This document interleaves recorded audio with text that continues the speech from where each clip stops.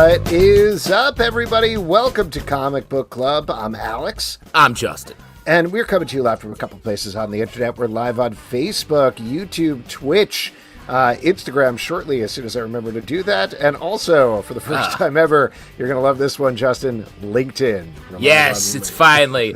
Hello, future employers. Welcome to Comic Book Club. Let's network. Let's link.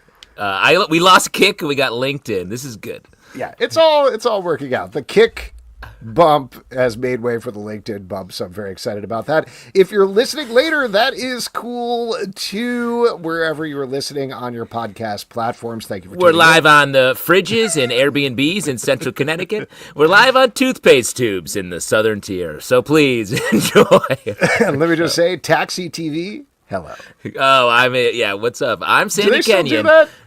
I think, yes, they definitely do some version of it. I don't know if Sandy Kenyon is on there living and dying by the movie reviews. But he's living off of those residuals at this point. Residual. My dream is to book a Taxi TV commercial and have a show on gas station TV. So I'm hitting everybody coming and going. You're like, well, I'm finally done with that guy. Oh, there he is again. Hey.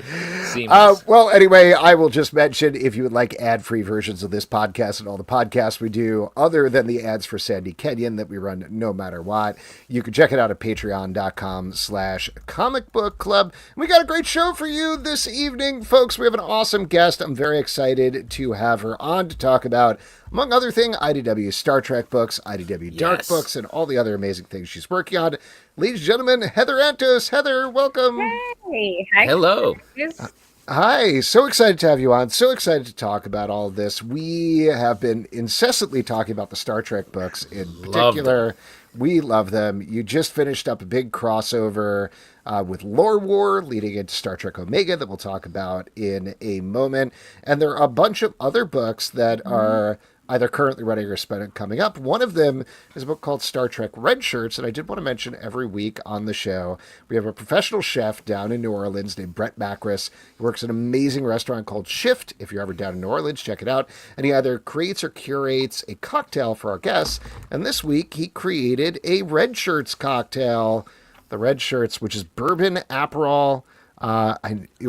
I never know how to pronounce that. Lemon juice, Peychaud's. Good. I should practice this stuff beforehand. And lemon peel, and hopefully it won't kill you, but it will give you enough fuel to go on your next mission, I would say. There you go. Red Shirts cocktail in honor of Die lightly intoxicated, I say, especially in a Star Trek vessel. Why not with a buzz, right? Go out with a buzz. Yes, exactly. Yeah.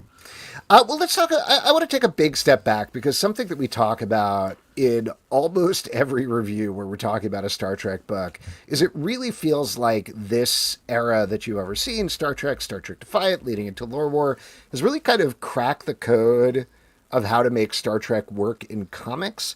And at least part of that we've intuited feels like, not to call out other things, but Justin in particular, you've definitely been like, do you want to... No, go. Yeah, I was just going to say that, like, Star Trek, when it first popped up, we were like, oh, this is like Avengers or Justice League, but for Star Trek, getting all the big ones together.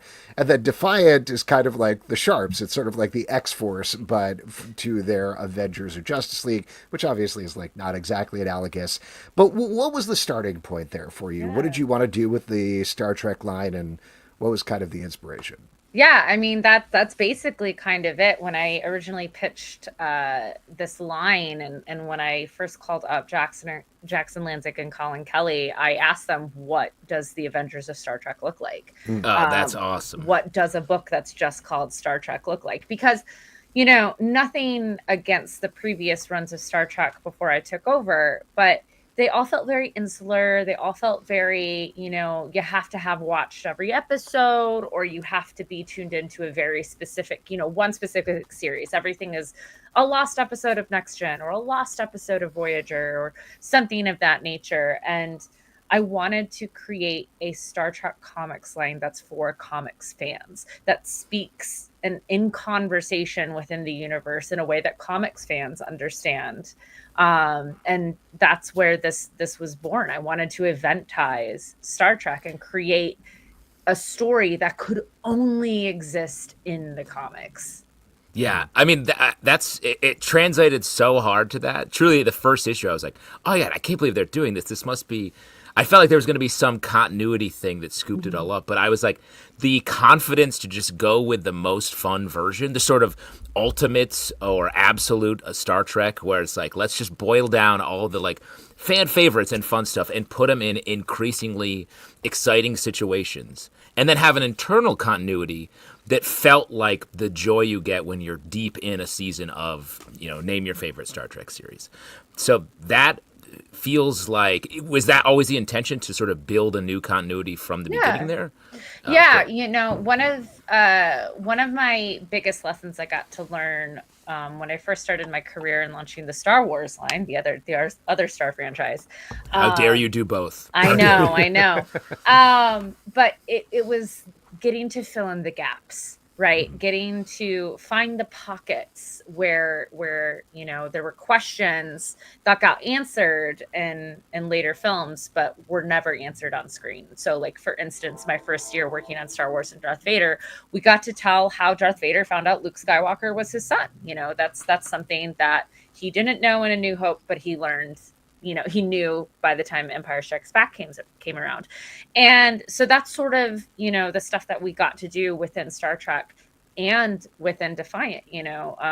Deep Space Nine ended, Voyager ended. There's a couple of years before Nemesis happens.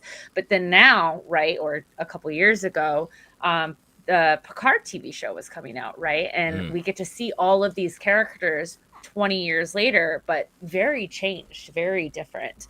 How did they get there, right? How did Rolo Ren end up in prison or get out of prison? How did Worf become this pacifist? Was Jake staring in the window at Deep Space Nine for the rest of all time? So yeah, it's stuff like that was really cool to get to play with. Yeah. And this led up, like I mentioned before, to the Lore War crossover, which, not to keep doing analogs, but I kept calling out that it felt like Age of Apocalypse, but with Star Trek to me. I think you called out House of M is sort of what you were looking at a little bit. So why, this is jumping ahead to the end of it a little bit, but like, why was this the right place to end this stage of the Star Trek books? I mean, Nemesis was coming upon us, Mm-hmm.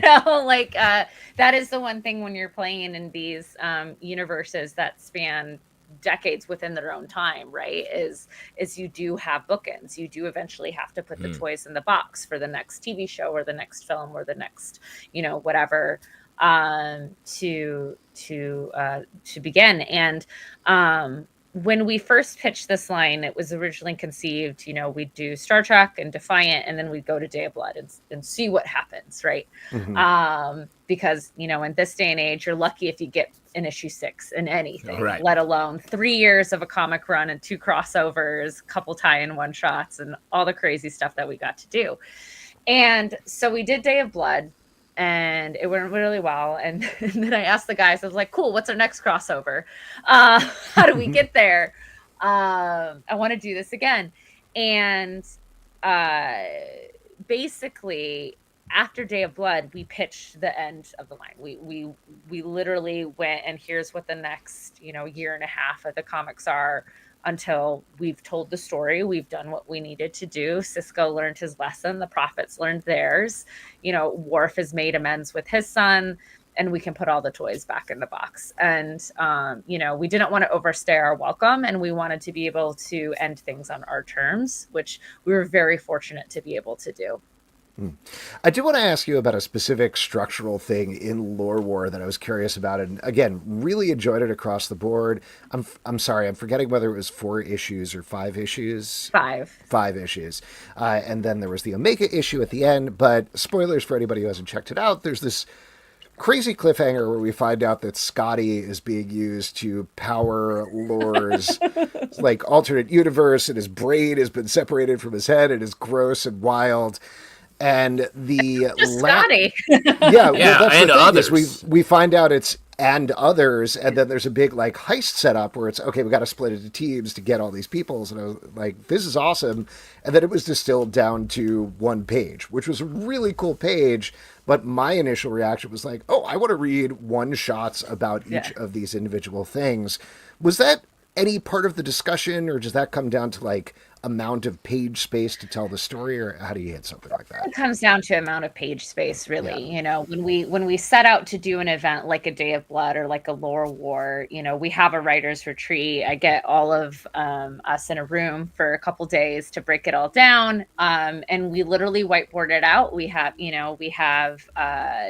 one is usually where are all of our characters? What is their role in all of this? And once we figure out the rules and the pairings and whatever, then we beat by beat every single issue. And on the board, we have the Alpha, we have Star Trek 31, Defiant 26, Star Trek 32, Defiant 27.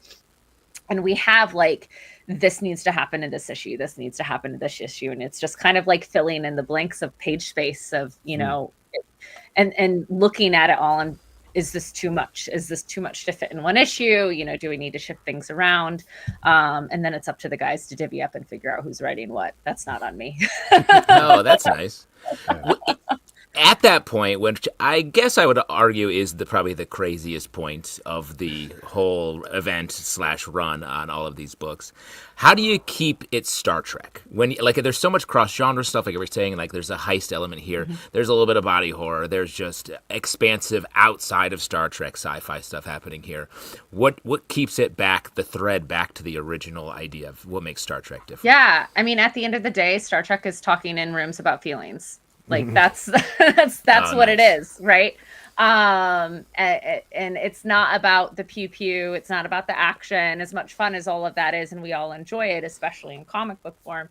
It really is people sitting in rooms talking about feelings, and what can be better and how we can fix things and all of that, and it's really philosophy. There's a philosophical lesson that happens in the through line of everything, and our thesis and kind of everything from Star Trek #1 all the way to Lore War is, the difference and separation between humanity and gods, right? And we saw that even Lore, as much as he wanted to be a god, he still there was too much human in him, even in his androidness at the end of the day. It's great. So still talking from the editorial perspective, once you know this is going to end and you're going to hit the end of this run, obviously you're still working with some of these creators, but just to list the stuff that's coming up, like we mentioned, you currently have Red Shirts running coming up. There's Last Starship, Voyager Homecoming, and a Strange New Worlds series as well. So what is your job as editor? Like, you obviously got to get, not to distill it down to this, but like you got to get the product out there. So knowing these stories are going to be end, what's your next step? Yeah, I mean, you build out the pub plan, right? And some of it is just simple things of, there's a new Strange New World show coming out. Let's get it. We should have a comic like that, right? Yeah. Lower Decks was a really popular show. Let's keep telling stories in the comics. Then for me, it's a lot of, what toys are we not playing with? What toys have we played with too much? What needs to be put off the table for a little bit to make people want them more. And sorry to interrupt you there, but are you clocking reader? Because I feel like, especially something as big as the run you just finished, people are like, hey, can I see this thing I like? And you're like, yeah, that's not in the plan. So are you like really trying to bake all of that in? Sometimes, yeah. I mean, there's certain things that that is beyond my control, right? There are certain toys that are just off the table, no matter how good of a story I want to tell, with them, or what pitch I have. Some actor might not let us use their likeness. So that character is just completely off. It's the Will table. Wheaton, isn't it? It's not Will Wheaton. No. Okay. Will wrote a story about his own character in Star Trek 400. So not Will Wheaton. He's very great. It was great to work with. But it's things like that. And then for me, I like to play with genre and see what haven't we done. Like the upcoming Strange New Worlds is a Lovecraftian deep sea space horror. Which that's just super fun, and we haven't got to do in Star Trek comics before. So really trying to push and play and experiment. And, that's how we got things like Warp Your Own Way, right? The 200-page interactive graphic novel. And it's just a lot of fun. Yeah. Go ahead, Justin. Is there an urge to build up the next big machine? And how would you make it different, I guess? By machine, do you mean The like next big event or next big, like you said, what are the Avengers of the Star Trek universe? who's to say I haven't already? That's what I'm saying. That's what I'm curious about. Well, I guess we'll just have to wait. Let's talk about something that hopefully you can talk about that I'm really curious about is The Last Starship. So for anybody who doesn't know the concept of that, and correct me if I get any of this wrong, but it takes place during the Burn, which is an event that happened. I'm going to get the season wrong, but I think it's Star Trek Discovery season 3 when they jump to the future, and they're past it. All the warp drives for the most part have been destroyed and don't work anymore. We never really get to see that event. This is taking place during that, which I feel like would be enough for an unexplored period of Star Trek. But the added bonus is Captain Kirk has somehow been resurrected and is leading a crew during the Burn. What was the pitch like this for this? Yeah, I really wanted, it's with so much happening with all of the actors and the characters in the shows. There's a lot of times there's stuff where it's just we can't tell stories with these characters, or this time period is off limits, or as I said before, we've played in this time period too much. So I really wanted to break out into the wild west of Star Trek and find a pocket of space, no pun intended, that hasn't really been explored. And Jackson and Colin, I think it was when we were doing the writers retreat for Day of Blood, actually. I think this is when this first came up, and they just said, what if we did a story during the Burn? You get like, I think 0.3 seconds of a blip in Discovery, right? Where you see everything blow up, and that's kind of it. That all we get. We know like trillions of people died. It really messed up the Federation, and then Discovery came along and fixed it. And so that's a pretty big deal, right? That's like when, Order 66 goes down and all the Jedi are killed, not to compare it again to the, the other Star Trek franchise, but it is the end of an era. It is a pretty big deal to have this Federation, suddenly not there anymore. And it was a big swing to go to Paramount and be like, hey, can we like do this? Can we play in this little area, this little mess? Can we define it? Can we define what happened in this time period? Oh, also, can we bring back the most famous captain of all time in order to do it? And it did take about a year of conversations to get the pitch approved and all the right people to sign off on it. We had to work pretty closely with Secret Hideout because the upcoming Starfleet Academy show takes place post-Burn. And so we had to make sure that we're playing in accordance with all the things that they're discussing within that show. Will Shatner at a con made a comment that almost negated this entire series. Whoa. So that was a whole fun thing. What did he say, if you don't mind me asking? I can't remember what show it was. I think this happened in November or something, but he was at a convention and he said, oh yeah, he might be coming back to the screen.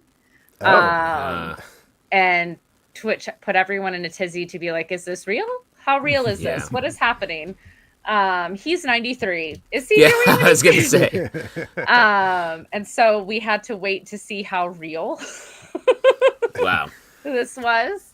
But yeah, I mean, it's really exciting. I can't wait for folks to see how we bring back Shatner and what his role in all of this is. Because it is a pretty big deal for him to come back and see, the Empire, and the holistic civilization that he stood for, he helped build, crumble. What does that do to a person, Yeah. Do you have any personal sort of unexplored pockets, like the Burn? What are the ones that you're trying to like inject into the comic book space? Yeah. I really want to do something very unexplored. A Star Trek has spent the last 60 years in these 4 quadrants. What's past that? Like space is vast, space is infinite, and yes, we're all about exploring strange new worlds where there's 4 more quadrants beyond the 4 that we're in, right? What's out there. Awesome. Yeah. Well, let's turn it from the Star Trek line to talk about another line you manage, which is the IDW Dark line. And this is a new horror-focused line. We've got some awesome properties coming back. There's Beneath the Trees, Where Nobody Sees Rite of Spring, which comes out tomorrow and is great. Yes. And then there's going to be a new 30 Days of Night series. But you also have a bunch of movie and TV properties that are in the mix there as well. What's the overall MO for the line? Like, what's the mission statement for the line? Boo. Boo. Oh, you sort of got me there. I know, Oh, right? geez. Right? Yeah. Terrifying. Very scary. Yeah, I mean, it's horror is the home of IDW. Like we got our start with horror 30 or 25 years ago, and we're just going back home with it. And getting to play back in the world of 30 Days a Night. Rodney Barr and Chris Shahan are doing just incredible work on the series.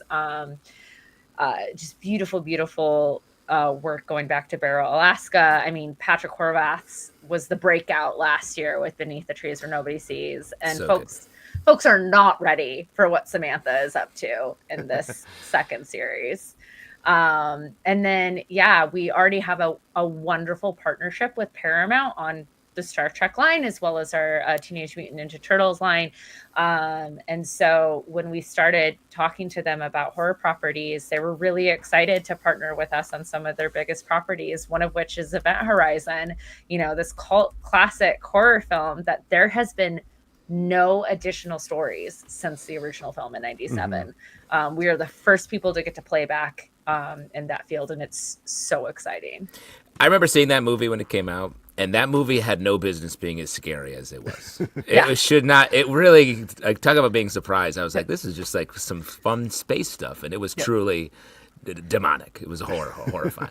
When I saw it the first time, I think I was in college, and like my friend was just like, "Oh, you like Star Wars? This is a space movie," and just like put it on, and I was rudely awakened. Yes.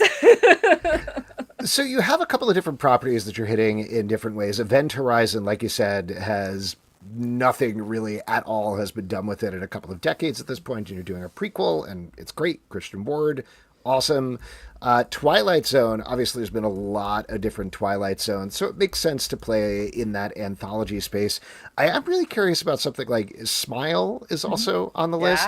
That's something that, to the point you were making earlier about people feeling protective about stuff, there's been 2 Smile movies, and that's it at this point. So what's different about tackling something like that versus Twilight Zone or Event Horizon? Yeah, I mean, we're really getting to do something new, right? Again, with something like Smile, we're the first people that get to do something that's not on the screen. But the difference with something like Smile and A Quiet Place is that these are still Hollywood projects that are still ongoing, that are still developing. A Quiet Place has had 3 very, very successful films. I can't imagine that they're not going to do more. Yeah. Same with Smile. And so these, we're working very closely with the directors and creators of these films. We're working, with Troy Parker on Smile, and he's very hands-on with everything about, how the entity works, like how it passes on from one to another, different rules we can play with and break, the different eras that we're allowed to explore. Because that's one of the beautiful things about these properties, right, is Smile, because it's an entity that gets passed on from one person to the next.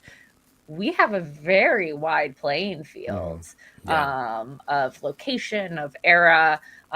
This particular book, we haven't announced the creative team or concept yet, but I truly cannot wait for folks to see what we're doing. I think it's going to take a lot of people by surprise. It's very unlike anything they've done in the universe thus far. And same thing with A Quiet Place, right? What Krasinski and the other creatives on A Quiet Place have done is they've made this really beautiful anthology series that pockets different corners of the world, and every single film is extremely different. You know, one is a true like horror, one is a family drama, like one is more of an adventure story, but you know, all kind of dark and scary with, with the monsters at the end of the day.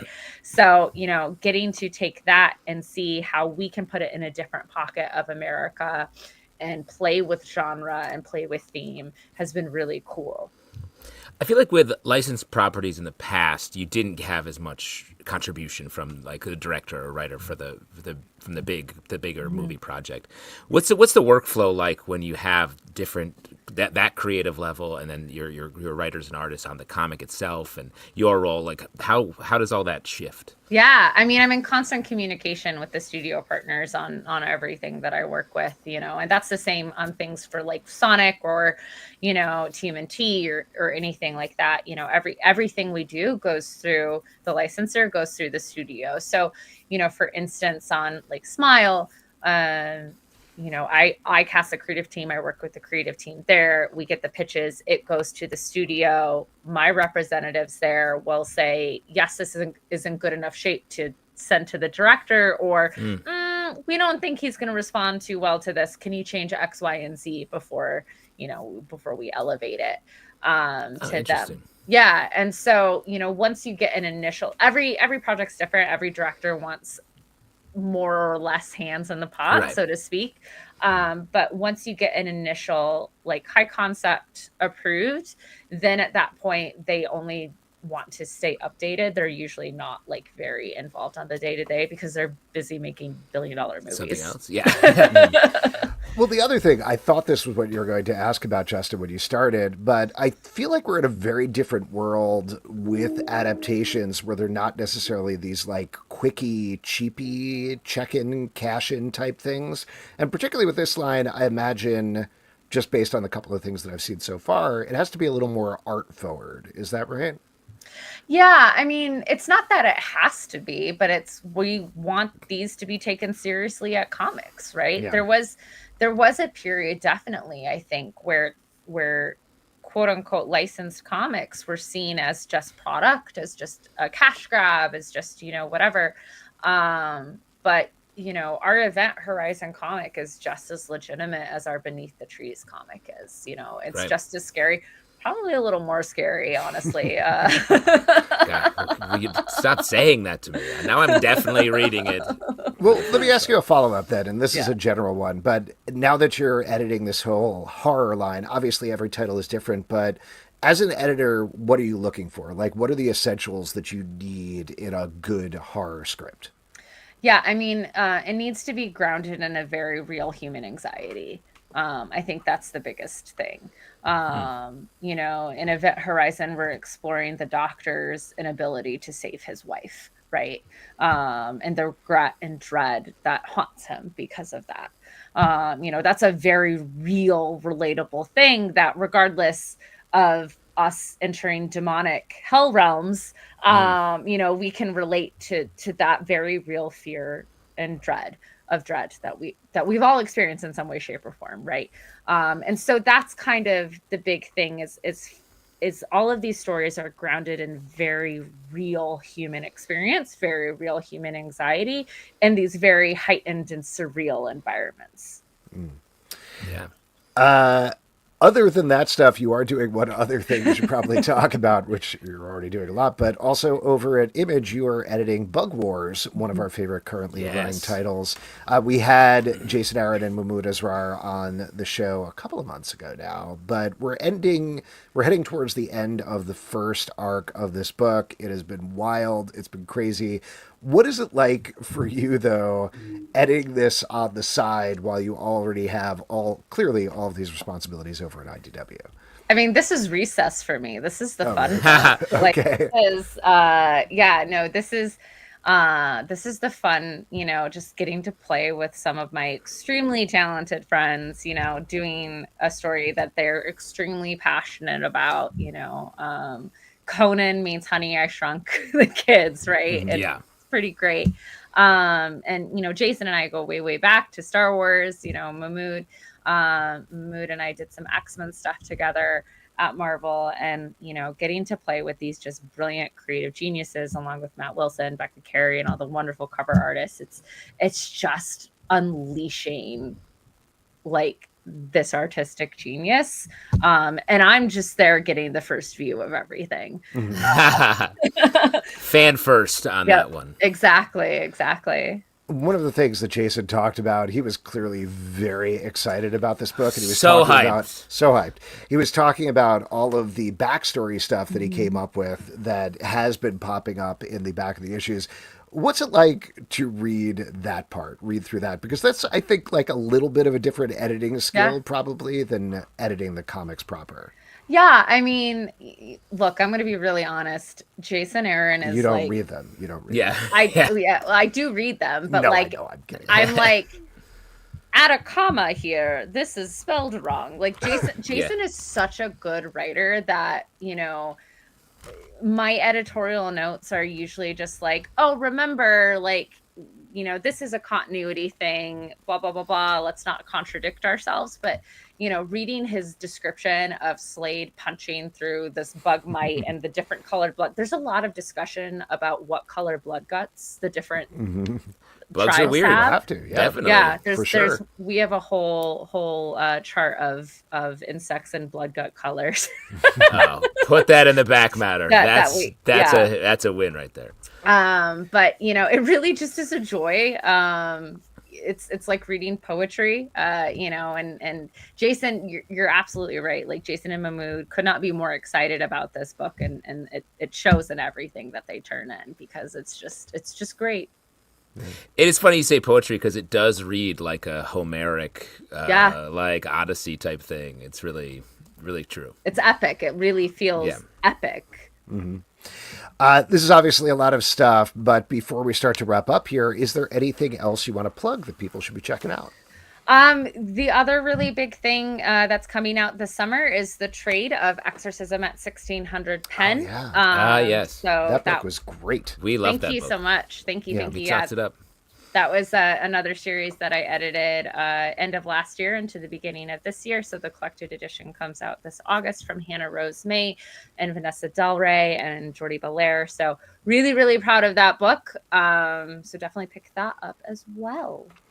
We got a question here from the comments. I don't know exactly what this means. Maybe you do. Michael Tillman says, when is the Penguin comic coming out? I know exactly what that is. So HA exclamation point is my signature and my logo that I use. Oh, okay. So it's my initials, HA. And I love penguins, and I draw penguins, a little things with penguins. So, whenever a billionaire invests in my personal comic publisher and I can draw that comic is when that will happen. There it is. So Excellent. If there are any billionaires in the chat that want to invest. We have a huge billionaire audience. I figured. Yeah. Comics really seems to. Yeah. It draws all the money. Absolutely. Heather, congratulations on everything. All of this is awesome. Looking forward to whatever is next for Star Trek and IDW Dark and everything else. And congratulations. Thank you guys so much. This was so much fun. Yeah. Pleasure talking to you. Have a good night. Take care. Bye. All right, there we go. Just to plug all of this stuff again, or at least as much as I can remember, check out the upcoming Star Trek books, including The Last Starship, Voyager Homecoming, the new Strange New Worlds comic, Red Shirts is ongoing, as well as Lower Decks. Also, the IDW Dark line, if you listen to our Stack podcast, little spoiler, but you can hear our review of Beneath the Trees Where Nobody Sees, Rite of Spring, #1 tomorrow. Bug Wars, great stuff as well. And there you go. Check all that out. So much great stuff. So much great stuff. And even more great stuff on the show, because we're going to move on with our next section, which is my favorite section, because you all make it up. It is your audience questions. Yeah. And for audience questions, all you got to do is drop a question in the comments over on Facebook, YouTube, Twitch, maybe LinkedIn. I honestly don't know. How does that work? Drop your resume to us on LinkedIn. We'll let you know we have a third chair we're opening up tonight and beyond. Yeah.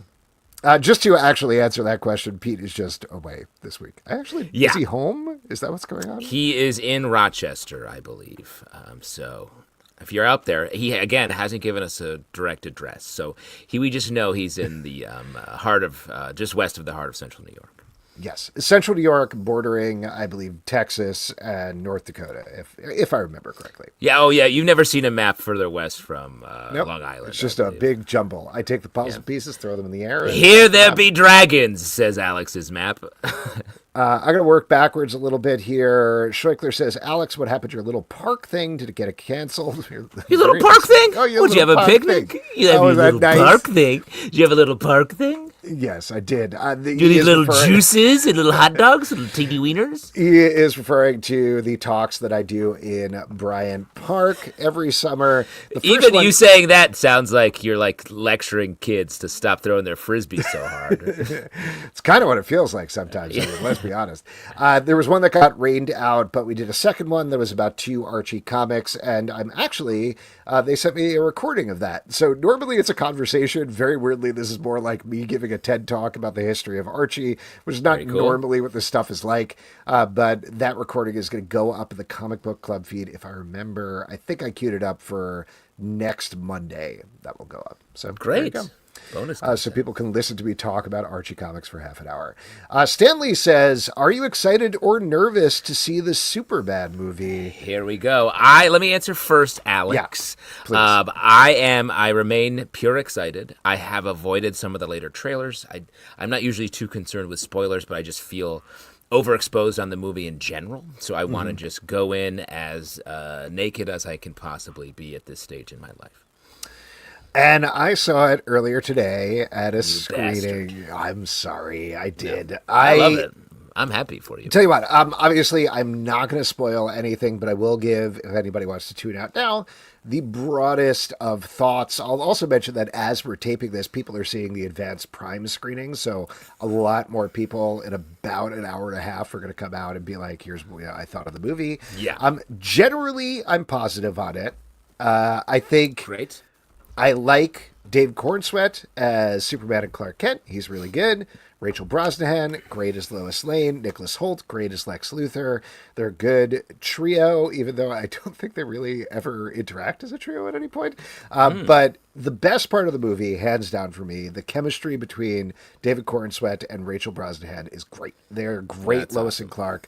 Absolutely, I think the best parts of the movie are when it's just the two of them having a conversation. You saw a little bit of the interview scene in some of the trailers. There's a lot more of that.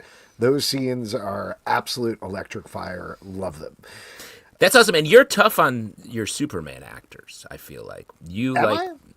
Yeah, I mean, I maybe. definitely have specific thoughts about them. I'm also, it made me realize coming out of the theater, I was like, I'm a sucker for Superman and Lois. Like, they're definitely like, when they're done right, they're just great couple, and they've mostly been done right, is the weird part. But they're very good. The issue with the movie is it's very busy and it's very plot heavy. There are, in 2 hours and 10 minutes, including credits, there's a lot of stuff going on at all times. I had heard, I don't know if this is true or not, but I had heard at early test screenings, they had it separated with title cards like Monday, Tuesday, Wednesday, Thursday, like it was supposed to be one insane week in Superman's life. That to me might have explained the amount of stuff that was happening a little bit more, because there's so many characters all the time. Every 10 to 15 minutes, new things are happening. Some of the characters are just like there in the background kind of doing stuff. And some of the thematic stuff because of that, because it is so many things happening, I think doesn't quite come together in a way that really makes sense for me. But I think people are going to have fun at the movie. It's fun. The action, thank God, is like clear, which I know is like bare minimum, but there were so many movies that are just quick cutting around the action to mask stuff that it is a relief to see the way James Gunn directs action, where he's like, I'm going to keep the camera on the entire time. And yes, there's digital stitching. We all know that, but you're going to see exactly what this character is doing. And that's so much cooler. It's so much more fun. Yeah. Exactly. So I think that's my broad overview. That's good. I think that's good. Yes. I'll also say I have a slightly longer review that I put up on the comicbookclublive.com website. That was, not to give too much of a backstory, but the screening was at noon today and the review embargo was at 3 p.m. So I got out of a theater at 34th Street and sat on the sidewalk outside Madison Square Garden and wrote it to get it up for 3 p.m. Wow. From You're a real Clark Kent. I am. I called my boss and everything with my little paper and my hat. Yeah, your paper hat. Yeah. No, my paper hat. That's what I meant. Anyway, there you go. So if there's any spelling errors in the review, that's why. No. Let's see. Schleukler says, favorite Trek series? Great one. I mean, if you mean the TV series, I think we got to go Next Generation. Mm-hmm. Right? Yeah, I think Next Gen. I mean, it's hard to beat it. Here's my very divisive, nobody agrees with it. I think the first season of Discovery is fantastic. I love the first season of Discovery. It is good as well, and it captures a lot of that Next Generation energy, which I think is what they were aiming at, especially in that first season. And then it gets very insane. But, yeah, I think they did nail it.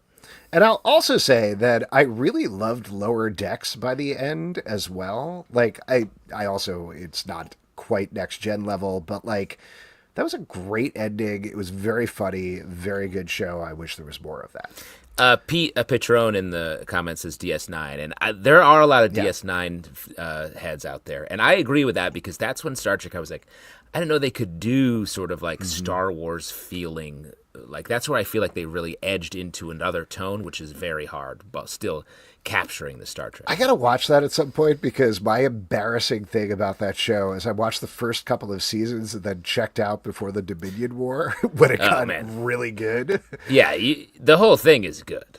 Yeah, worth a watch. Yeah, I gotta watch that again. Stray Bullet says, with AI becoming more and more of a divisive topic and the attitude toward it becoming more and more negative, does that make Data from Star Trek suck even more? Wow. How dare you? I don't think he put a lot of people out of business. Right. The other thing, maybe one commander who would have had his spot is who he really fucked over. Yes. He also is actual artificial intelligence, and everything that we call AI has nothing intelligent about it. It's a predictive word algorithm that is ripped off. It's a plagiarism machine, is what we call it. So, not real.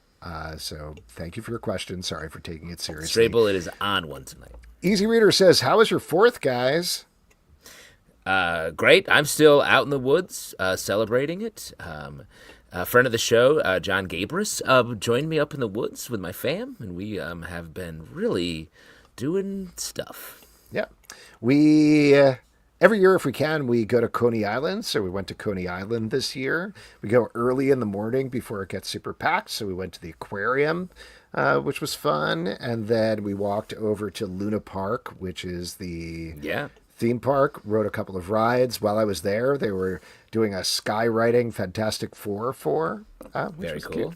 That is cool. It was a little unclear because there was no branding or anything. It was just they started creating it, and I was like, 4 for July 4th? Is that what we're doing? Oh, no, that's Makes a lot of sense. Four. Yeah. Might have been Johnny Storm himself.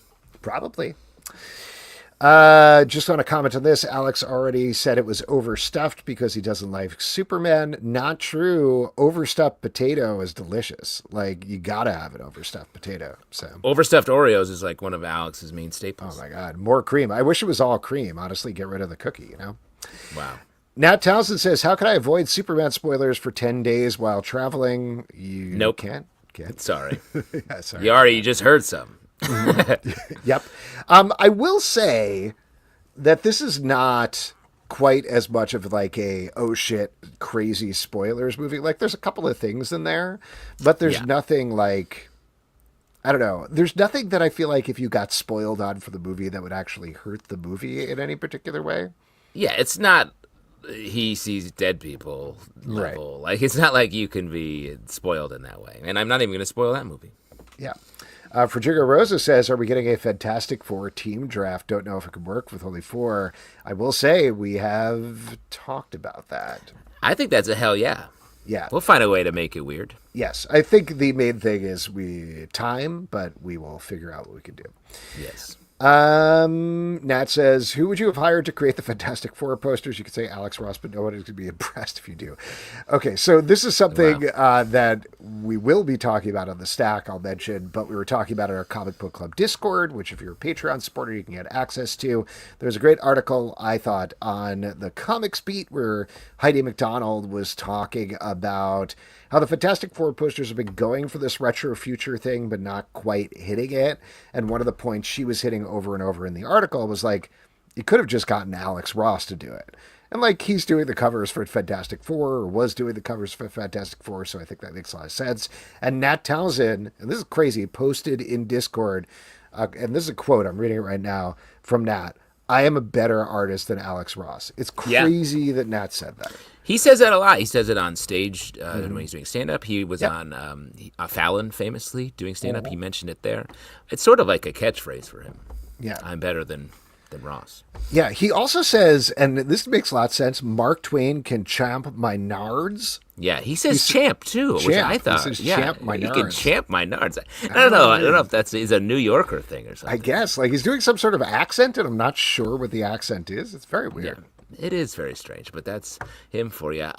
What about, let's get in, if Alex Ross is a no-go, let's bring some other comic book painters, like the Hildebrandt brothers, who did the Marvel Masterworks cards. Frank Frazetta's Ghost. Come on! Yeah. I think the main thing is that, like, I don't know, this is... I would have loved if he got this job. He probably would not do it, but not have gotten to do it. But my friend Stefan, who I used to be in a comedy group with, he was very into like retro things all the time and creating like old travel posters or things that look like old Disney posters. I feel like that's the aesthetic that they should have been going for and were not with these posters because they look like modern paintings is what's going on. Yeah. But there's an easy way. Sorry, we're doing a boudoir shoot here at the same time. The sun is coming in. I feel insane right now. I look like, what was the Image character who had the soldier who has the stripe down his from the 90s? Oh, I don't That's know. who I am, who keeps dying or whatever. Anyway, I agree. It's the kind of thing where the whole movie is retro. So, and this is our first introduction to it. They should have really nailed it. Yeah. And it's also something that would be hard unless you actually put the time in. Mm-hmm. And they're overstuffed. There's artists that do this all the time, like are just posting stuff on Etsy or DeviantArt or literally wherever else. They could have found somebody to do it. So I mean, definitely. Michael Tillman says, this might be a Week in Geek question, but what's the next franchise watch through, Alex? You did Final Destination, The Conjuring, and now, I will say, I started watching the Insidious movies next to follow up Conjuring. Not good. Those are not good. I watched the first two. You're going to be disappointed in a lot of ways going forward if this is the tack you're taking. No, I watched the first two. I watched the first one. I was like, I don't love this. All right, let me check out the second one. And I was like, I don't love this even more. I'm not going to continue with the next three. So I switched over to a bunch of TV screeners instead. What about Bond? Have you done Bond lately? That's a long I haven't project. Watched that. Yeah.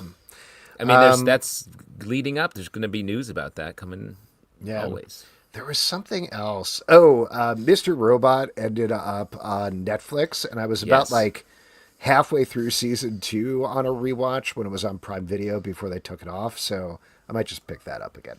We'll see. There you go. You love that show. Speaking of Prime Music says, I have a 10-hour drive coming up in a few weeks. What podcast series from Comic Book Club makes the best long-distance drive listen? Great question. This may be hard to do on the drive unless you've watched the show recently, but the Watchmen Watch podcast we did is really, this is literally boasting about our own work, but it's definitely one of the best podcasts we've done. We had guests on. We got to dive deep into the stories, the comic, and the show sort of all at the same time. It was really great. Yeah, I agree. That was the one I was going to call out too, because it's beyond what you said. It's finite. Like, I think we covered everything pretty much. Yeah. Or at least in terms of the comic and the TV show, and went very in depth about it. We didn't watch Tales of the Black Freighter, or I don't even think we talked about the Watchmen movie. Maybe we did? I think we did. Yeah. I think we did. Yeah. Well, anyway, there you go. Stray Bullet says, has Alex added to his nerd wall lately? Is that a new Magneto? It is not. It's been there for a while, but maybe my table is in a different place. Oh, yeah? Yeah, pretty cool. Cool behind the scenes, right? You've been doing some sleep arranging? Rearranging? Maybe. Do we have anything? Ooh, here we go. Frederica Rosa says, talking about Bond, any thoughts on the next director? That's Denis Villeneuve.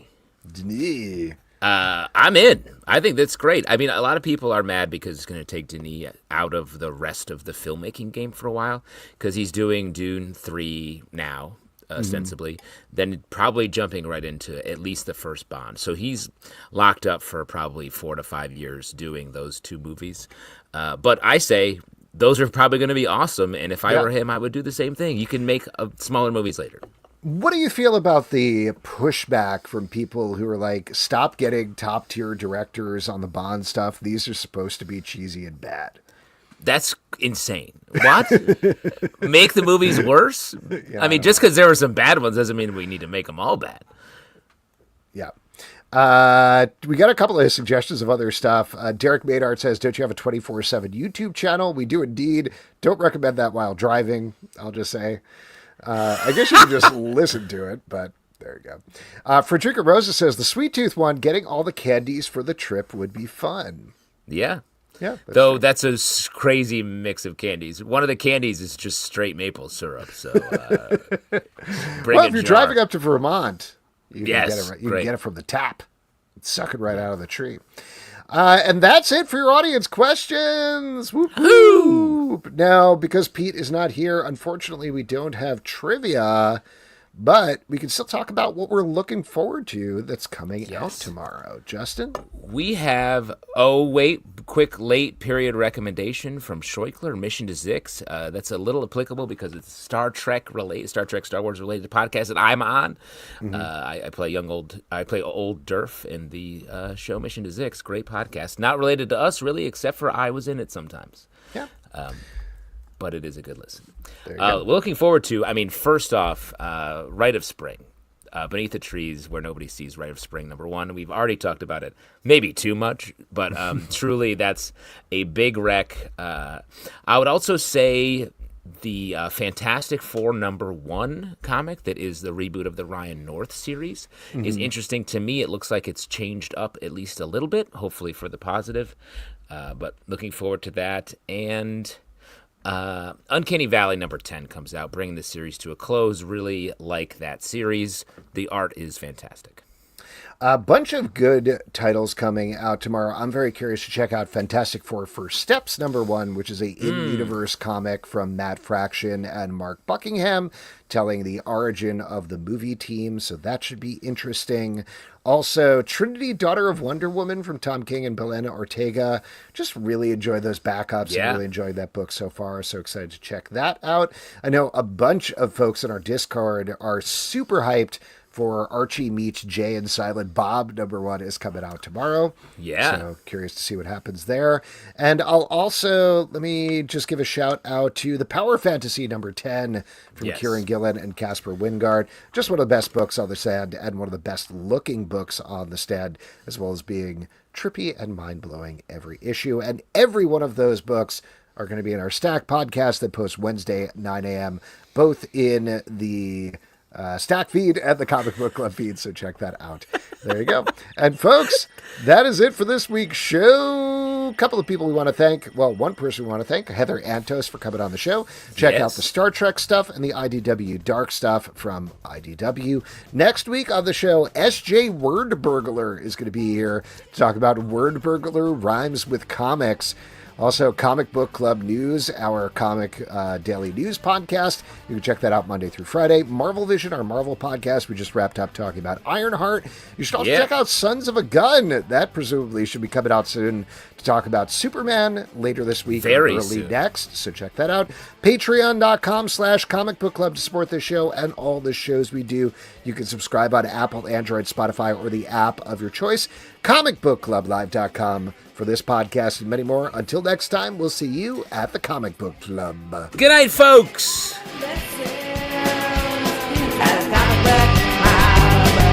Comic Book Club.